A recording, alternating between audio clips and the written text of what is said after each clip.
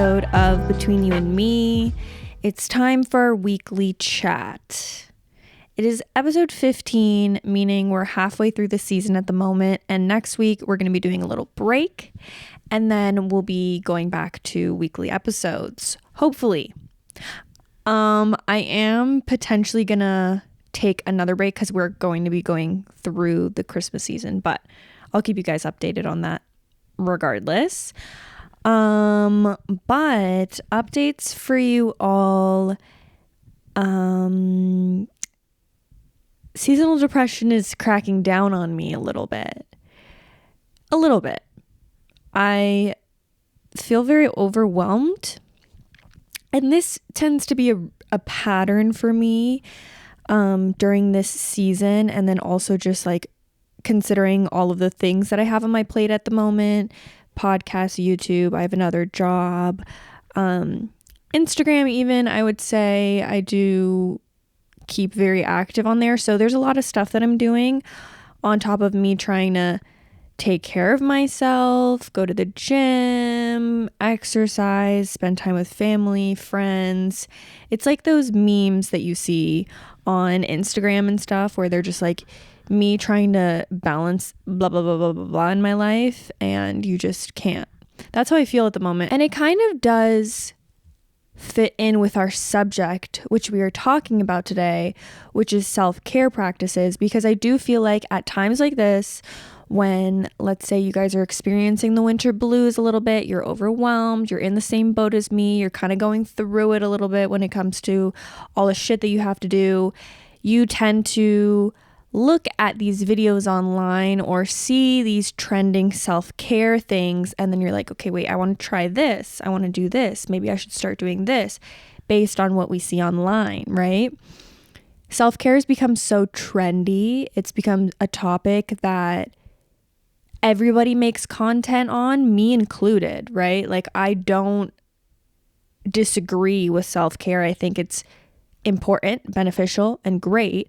But I think it's been taken to a whole nother level now based on how much attention it's getting. Like how much people are prioritizing and loving self-care content and doing self-care activities. Not just activities, but like the way that you go about your life in terms of your boundaries, how you act around people, like who you are and how you take care of yourself in that sense as well. So that's why we're going to be talking about the worst self-care practices, the downside of trendy self-care. And I think it's going to be a really cool subject to kind of talk about and investigate a little bit, because sometimes we don't really sit down and think about, okay, wait, is this actually going to help me? Like, is this beneficial? Because we all are victims of consumerism, or victims of following what other people are doing, of being influenced by others. It's not the worst thing in the world, but it's definitely something that we should all try and be a little bit aware of, me included. Not only do I potentially influence others, but I get influenced by trending self-care practices or items or things to buy. And sometimes it's good to just be like, okay, let's calm down a little bit. Let's figure out what we actually need ourselves as people and not follow the next fad or the next trend. Do you know what I mean? All right, with that being said, once again, don't forget to subscribe to the podcast. If you're watching, if not, it's at Between You and Me podcast. Subscribe to the YouTube if you guys want to see it in live and in action. If you're on Spotify, Apple Podcasts, rate it 5 stars, okay? And of course, the Instagram, if you want to keep updated on anything, it's at Between You and Me podcast. And lastly, as per usual, ask me questions between you and me at gmail.com. All right, so I have a list of what I consider toxic self-care practices. And I want to talk to you guys about why I think they're like not the best, why I think that they can be considered toxic, and what I think you should probably do instead. These are all so opinion based, mind you. I just think this way based on my own experiences and what I see other people participating in, and just like my life experience. You know what I mean? We're going to go through a couple of these, and the first one I'm going to start off with, which is very present in our society, is toxic positivity. Also, side note, do you guys like my Christmas blanket? I wanted to mention this at the beginning, but I forgot. I got this, or actually Mariella got me this Christmas blanket last year, and I put it away after last Christmas, and I found it again. I said, oh my god, Christmas time. My house is already decorated for Christmas, by the way. I don't know about you guys. Also, I have a Christmas tree up there, and I realize you can't even see it. Anyways, sorry. Back to what I was saying. Toxic positivity, okay? So I believe that I think a big part of the mental health content that we see online pushes this narrative of constantly being positive. And when you're not positive, it's the reason of your hardships. It's the reason why you're going through, let's say, very negative thoughts, depression, anxiety, and things along those lines. So people like to advertise, let's say, this idea that if you just believe in positive things, if you focus on the positive, if you are constantly reminding yourself like, oh, everything's okay, life's good, like we're gonna get through this, that everything's gonna be okay. There's two sides to this coin, because don't get me wrong, I give the advice and I push positive mentalities all the time. But the difference here is it becomes toxic when you're starting to ignore the fact that there actually is something wrong. A good time to push that positive mentality and to talk about, you know, looking for like optimism over negativity is when you don't really have a current issue. You don't have a current problem. You're kind of just in this lower state, which happens to me quite often, and you don't have a specific trauma, issue, like problem that's present in your life that you're not able to work through. It's just, you know, you're in the midst of life. You're in that emotion of it. So in that case, I don't think it's harmful. I don't think there's anything wrong with if your friend were to give you advice and be like, come on, think of all the good things that you have in your life. Think of all the fun things you have coming up for you. Like, keep your eye on what's going good in your life. There's nothing wrong with that. If anything, I say that. I try to tell that to myself, to the people around me. There's nothing wrong.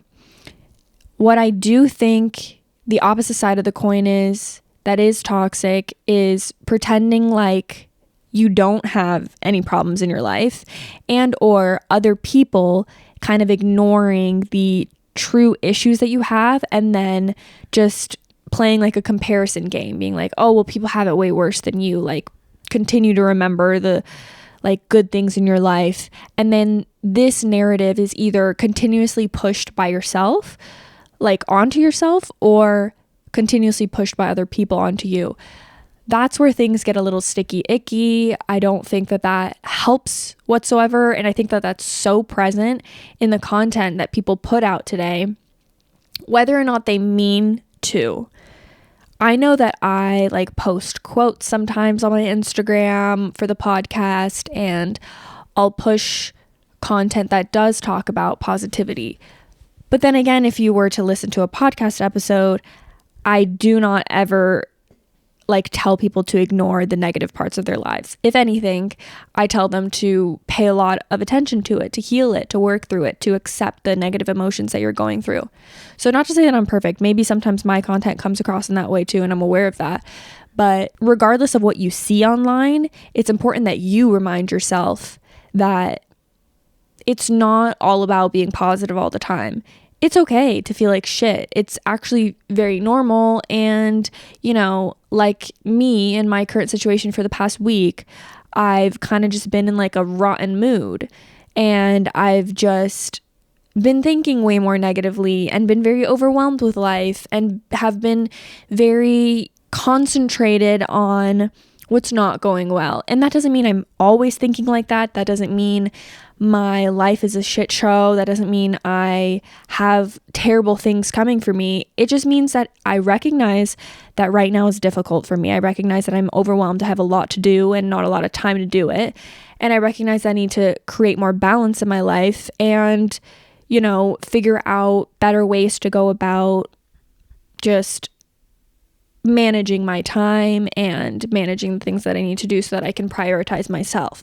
That's a much healthier way to go about an issue rather than me just sitting there and being like, screw it. Like, I don't have anything wrong with me. I'm happy. Like, focus on the positive. I'm always going to be good. Like, everything's fine. Because then, similar to my first episode I put out for this portion of the season, we're ignoring these problems in our lives. We're ignoring like maybe patterns that are built up that have continuously happened to us. And then eventually it comes back to bite you in the ass when you haven't been doing things to take care of yourself, and you're just inevitably going to end up in that low state or low mood again later on because you never addressed it. So yeah, I find that pretty harmful. It's not that deep. I'm not saying like, oh my God, it's the end of the world. But I am saying be careful that you don't trap yourself in toxic positivity. And then you're sitting there 6 months from now and you're like, why do I still feel like shit? I keep telling myself to be happy. I keep telling myself to be positive. But hey, that's not going to fix it, unfortunately. It's definitely good to look for the positive though, for sure. But encouraging this like good vibes only and constantly pushing it can really invalidate like real emotions that people are struggling with or you're struggling with yourself. You end up kind of suppressing emotions, pretending like nothing is wrong. Instead, I think allow yourself to feel bad in the times that you feel bad and work through those emotions in the way that works best for you. Now, that moves on to even more self-care things, which we will talk about. Okay, this is a really interesting one. I feel like some of these might be mildly, what's the word when people don't agree? Mildly, I keep thinking conservative. No. Mildly contraceptive. No. Mildly controversial. That's the way my brain works, if you're wondering, when I can't remember words. Anyways, I think that some of these can be mildly controversial, which is fine. Everyone can have their own opinion on different things. I don't mind. But in my opinion, this is what I believe. My second one is overdoing boundaries.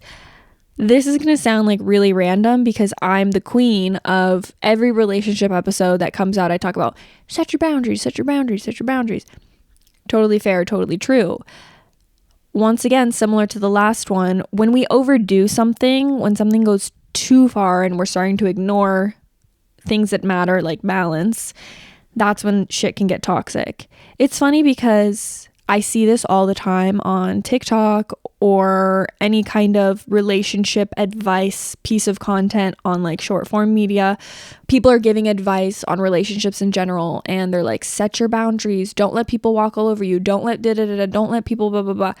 And although I can see the positive in this, like we are uplifting people and empowering people to be like, don't take shit from people. Obviously, I agree. I just talked about it in my last episode. But once again, fine line, there's a difference when you create so many boundaries that you begin to be selfish, that you prioritize your peace over everything, that you're not willing to have a negative encounter, a negative conversation, anything that might have like a glimmer of problems in it, because you are telling yourself that no, like this is my boundary. I'm not going to communicate with you about that. I'm not going to, put myself in a situation to be in a bad mood or to be affected or hurt by the situation. But unfortunately, the way that life works is, I sound so demeaning, but no, the way that life works actually is that there's just going to be times where you're in a shit mood. There's going to be times where another person's in a shit mood. They're coming to you. They're, causing arguments. They're doing this. They're doing that. And you need to understand that if this is not a 24/7 type of situation, if this is a once in a while type of thing, that your friend's coming to you with a problem, that your friend doesn't feel good about something, that your boyfriend doesn't feel good about something, and you feel like they're starting an argument or they're blaming you for something, then even if you don't feel 100%, even if you think, oh, this is going to be a bad conversation, this is not going to be good, you have to talk to them. You have to have this conversation. You can't just say, no, it's my boundary, I'm not going to speak to you. We've been molded in this like way to really stand up for ourselves, which is good, to really create these boundaries, not let people pass these boundaries. But what sometimes people don't talk about is what is a fair boundary. What is something that you wouldn't mind another person doing to you? You know what I mean? Like, you always have to put yourself in the position of another person. If they're coming to you with a problem, they have something that they really want to talk to you about, and you're looking at that and being like, oh, okay, they're about to start a fight with me. I'm protecting my peace and I'm not going to talk to them. Then, you know, you're invalidating their emotions. You're invalidating the situation that they feel like is a problem and that they want to talk to you about. You wouldn't want someone else to do that to you if you felt like you had a fair issue, you had something that was really needed to be communicated with the other person, and now your other person is like, nope, I'm good. My boundaries. I'm not going to do this. It doesn't seem like, to me, it would create a very healthy relationship. I also think that people use boundaries as an excuse to a certain extent at times in certain relationships. And I think that is because we've created this narrative about boundaries and like made it such a trending topic that now everyone knows about. For example, okay, this is not exactly the same, but the way that people have started to like talk about gaslighting to like a really high degree. Like, everyone's talking about, oh, this person gaslit me, they're gaslighting me, you're gaslighting me, or da-da-da. Like, it's very prominent for some reason. I don't know why. But it's funny because all of a sudden people are using the term gaslighting and they don't even know what it means. Yet that's now their excuse for like something that you did to them. My point is, things are so thrown around in the media and people pick up on it, obviously. And then since we're all of a sudden talking about boundaries left, right, center, people are using that as an excuse for poor behavior when it comes to communication and relationships. So be careful. Toxic boundaries, overdoing boundaries, it is not self-care. It is not going to better you in your future. It, if anything, is going to hinder you from creating more authentic relationships and having good communication styles with the people in your life. Okay, this one's also controversial. Oh, I feel bad because if we really investigate each and every one of these topics, they're actually good. They actually are self-care. But all of these have to do with overdoing, like I said, too much of something, like just creating a big fad over something that should be a little simpler, if that makes sense. And I don't know why I feel bad about this one, because I don't think there's anything wrong with it. But let me just say it first. It's spending money on self-care. And what I mean by this, don't get mad at me, because I know we have our retail therapy people out there, is overindulging on like luxury self-care. Once again, there's a lot of people here on social media that create content on self-care and love to either promote self-care that they love and or share self-care that they love. And I mean, based on like the trends of what I see, a lot of people who are successful and get a lot of views and a lot of people watch them is people with a lot of money. They have a lot of money to spend on all of these high-end self-care products, treatments, just things in general. I'm talking, you know, lymphatic massages, Botox, crazy Pilates classes that literally are like memberships are like $400 a month. You know, like things that, you know, this is luxury. This is like people with money type of activity. And because it's being promoted so much online, we see that and we're like, oh my God, they look great. They look like they have a great life. They look like they're mentally sound. They're happy. And this is what they do.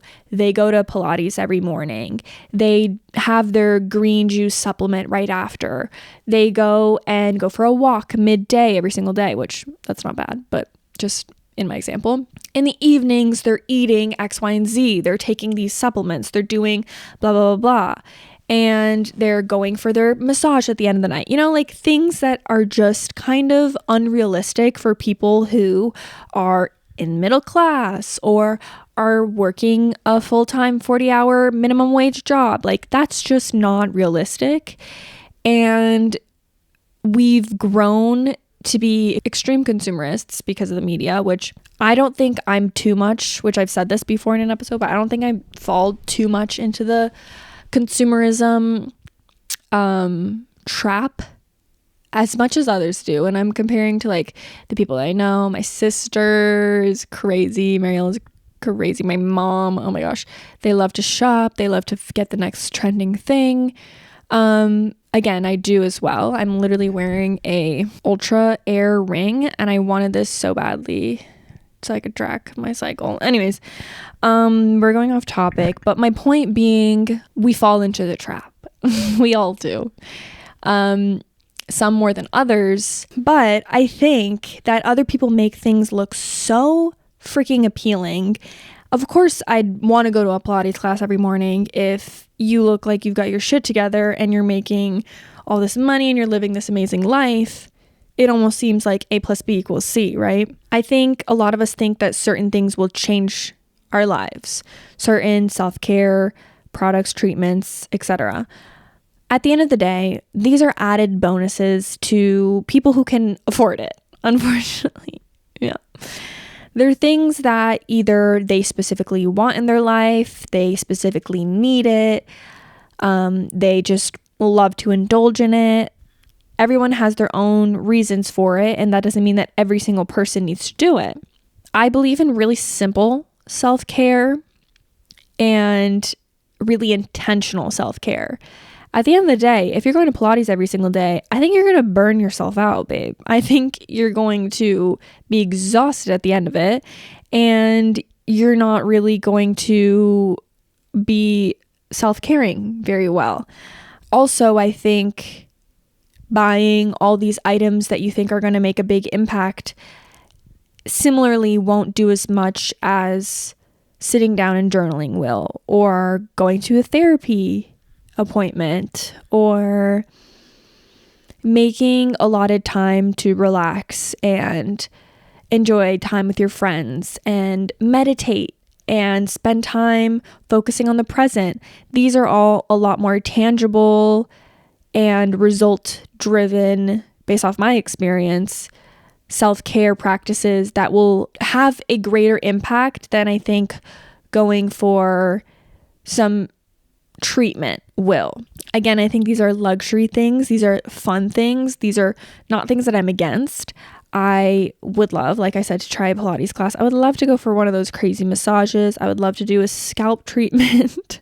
I would love to do a facial.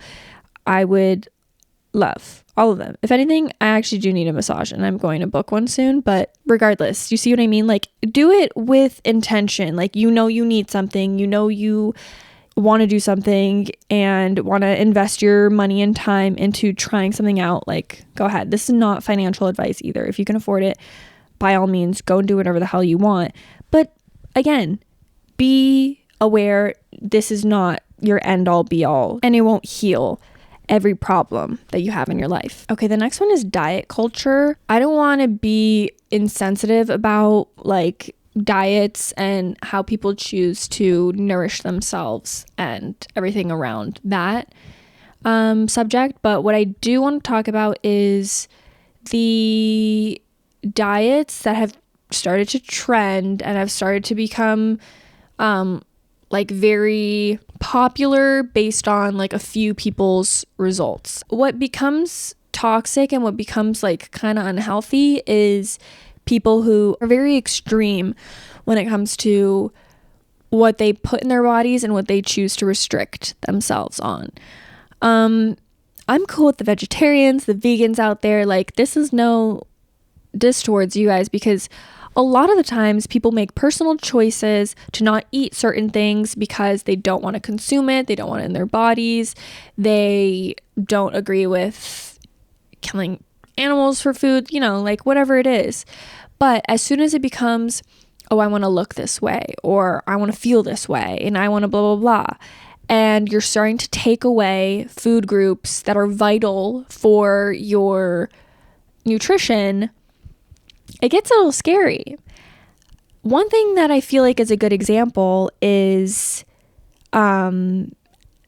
cleanses, like juice cleanses. And this is based on zero medical knowledge, by the way. I do not have a degree in that, and I don't have any nutritional advice to give you, but based on common knowledge, I don't understand how juice cleanses help you when in fact your liver is what detoxes your body. You know what I mean? So if anything, why are we not making sure our livers are healthy instead of trying to detox our bodies? I don't know. It doesn't make sense to me.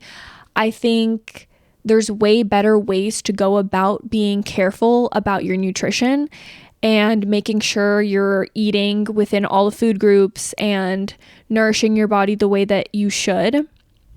This also adds on to people who overdo supplements. This is such a trending self-care fad, and people think like starting to take X, Y, and Z supplement will completely alter the way that they feel and just fix all their problems.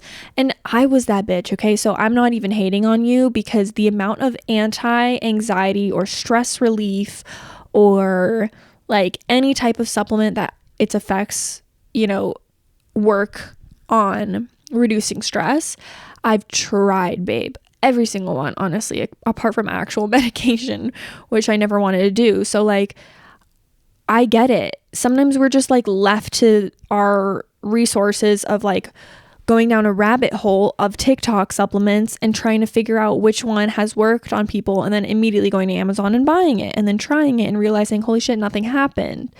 Like, people overdo supplements, and not just that. There's like all these vitamins that will have certain effects, and everyone's taking 10 vitamins a day. For every vitamin, I'm pretty sure there's a food that could replace it. There's a type of vitamin that is available in that food that you could eat to get it instead. I also think that, guess what harms your liver? All these chemicals that are coming from your supplements. So what are we doing realistically? It's one of those things again. And on top of it, I don't think taking supplements is bad. I take vitamin D every day since this time change has happened, because I want to feel the least amount of seasonal depression as possible. So do your research, take a blood test, see what you're missing, and then go from there. My doctor told me you're lacking vitamin D. Chances are you probably are too. About 80% of Canadians are. So I think that if you live in a climate that's similar to here, you might be lacking vitamin D as well. I don't really take any other supplements other than iron when I'm on my period, because I'm also low on iron. Because of what? A blood test, I found out. So, very good information, right? To go to someone who has medical knowledge, who will be able to steer you in the right direction. I think listen to your body and what it actually needs as well, more than you listen to trending content on TikTok, right? Makes sense. All right, overproductivity is my next one. And it's going to be funny to talk about this because I'm a big victim of this. It's funny because I made a podcast episode last year, I think it was, or maybe this past summer, on living a simple life. And the whole premise of that episode was to talk about the, like productivity culture and people chasing a certain life, and kind of adjusting your life to be the opposite and to be more honed in on living a present life and a joyful life, rather than one that's super fast paced and always focused on the next achievement and really centered on getting things done and productivity. But right now I'm trapped in that like mindset. And honestly, when I was like preparing this episode, I'm like, this is going to be funny to talk about, because I am not giving advice based on experience. I'm giving advice based on what I need to do as well. I think a lot of us neglect aspects of our lives to get ahead when it comes to school, when it comes to our careers, and we only end up seeing it when the negative results come out of it.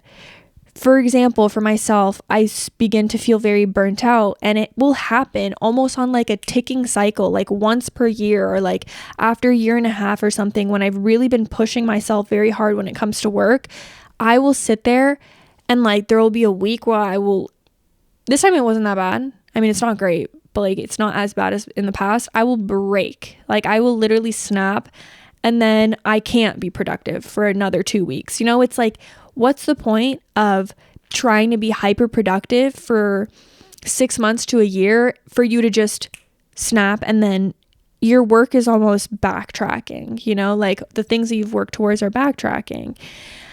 I think what comes with this is what we see online, how we see people living these lives that we might want and we want to work towards, and we want to have these achievements that we feel proud of. We want money. We want to be financially free. We want to live a certain dream life.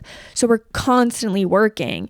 And seeing as the day and age that we live in, people can't afford to buy a house until they're 30, 40 years old, or maybe even older, honestly. We're put in a position where we're constantly fighting to have any form of freedom. So I don't blame you guys, and I don't blame myself. What I think we need to remember is that this is not the end all be all of our lives, although it definitely feels like it. But if we don't like relax a bit, enjoy the life that we have in this present moment, we're going to look back and be like, damn, I did not even enjoy what it took to get here. And that's if the productivity works out in the way you want it to, which we don't even know. Right? Like we don't know what's going to come out of all the work that we're doing right now. We can just only hope for the best. So I recommend to not sacrifice the other things in your life for this achievement that you're wanting. That means not sacrificing your sleep. That means going to bed at a reasonable time, not working through the like hours of the night. That means making sure that you have time to just log off, like mentally, get away from your computer if you work on there, or get away from whatever it is that reminds you of work. Focus on your family. When you come home, be present with them. Be present with your partner. Be present with the people around you. Be present with your pets, your animals, your little babies, like that really reminds me sometimes when I'm like, oh my God, I have not paid attention to my cats. I'm not kidding. It like clicks me back in and I'm like, I need to be here. But then it also stresses me out because I'm like, I have so many things to do. Like I'm not even paying attention to my pets. Yeah. Find time. I think my advice for that is to figure out a way to do nothing once in a while.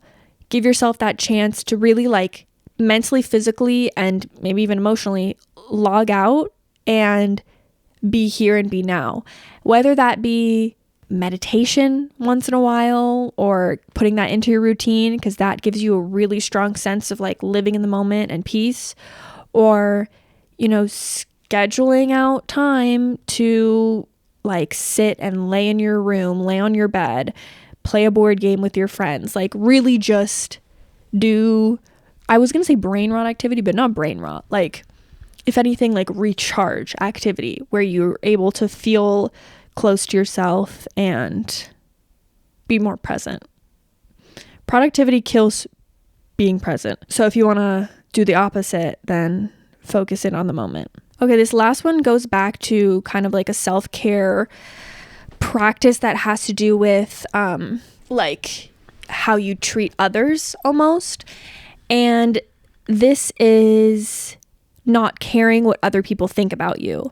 When you hear that piece of advice, it is very empowering. You're like, oh my God, yeah, I'm not going to give a shit what anybody else says about me, what anyone else thinks about me. Like what really matters is what I think about myself, X, Y, and Z. And again, like the other pieces of advice I've given, it becomes a problem once this is taken to such a high degree. It's not meant to be taken so damn literally. It's meant to be taken in a sense of, don't listen to people who are always preying on your downfall. Don't listen to people who are constant negative sources to you. Don't listen to people who don't want to see the best in you. What it's not saying is don't listen to the people that love you. Don't listen to the people who want the best for you. Don't listen to the people who support you, because the only thing that matters is yourself. This is when we cross the line to kind of being an asshole, truly. When I see people online, which I see this a lot, who are spitting advice on don't give a fuck what anyone else thinks, don't care about anyone else's like thoughts towards you. I'm so sorry, but sometimes they look like mean people. And that's not to say that they all are, but I definitely think that sometimes the people giving that advice are the ones that don't want to realize that there's anything wrong with the way that they do things. I think it's really proper. I think it's really beneficial to listen to the advice of others when another person might recognize a negative part of you, a negative characteristic or way that you do things, and you love this person or at least respect this person and they have done good to you in your life.